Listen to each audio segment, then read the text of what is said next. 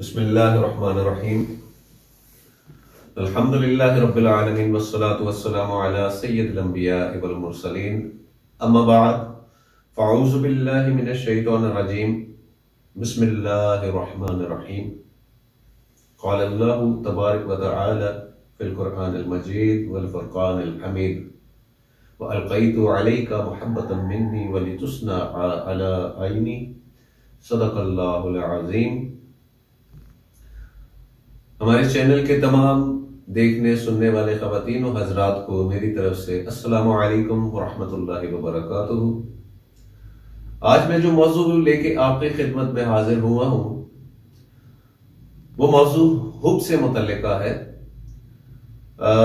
کچھ ایسے رشتے ہوتے ہیں جو انسان کی زندگی سے دور چلے جاتے ہیں اور ان کی تکلیف جو ہے وہ انسان کی برداشت سے باہر ہوتی ہے۔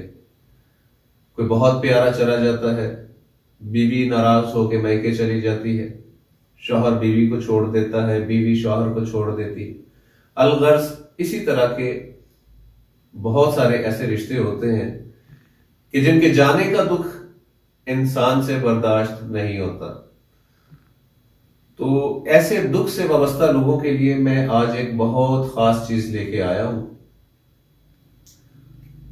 اس وظیفے پہ عمل کرنے کی برکت سے انشاءاللہ تعالی اللہ کے فضل و کرم سے چند دنوں کے اندر وہ گیا ہوا رشتہ آپ کی طرف واپس انشاءاللہ لوٹ آئے گا۔ اس وظیفے کو کرنے کے لیے سب سے پہلے 5 وقت کی نماز کو اپنا معمول بنا لیں اور اس کے بعد اس وظیفے کو شروع کریں۔ آئیے وظیفے کی طرف آتے ہیں۔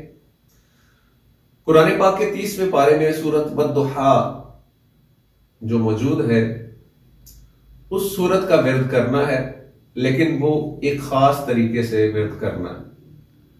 اس کے ورد کرنے کا طریقہ یہ ہوگا کہ اس سورت میں 9 دفعہ لفظ کاف آیا ہوا ہے، جیسے والضحیٰ واللیل اذا سجا ما ودعک، یہاں پہ کاف ہے، یہاں پہ رک کے 101 دفعہ اللہ کے اسماء الحسنہ میں سے ودود جو اس میں پاک ہے اس کا ذکر کرنا ہے 101 دفعہ، یا ودودو یا ودودو یا ودودو۔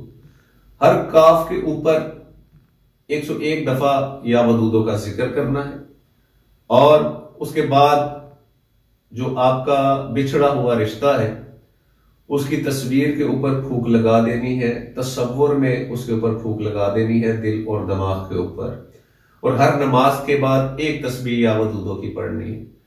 انشاءاللہ تعالی 7 دن نہیں گزریں گے کہ وہ شخص آپ سے رابطہ کرے گا اور آپ کی طرف انشاءاللہ تعالی وہ لوٹ آئے گا۔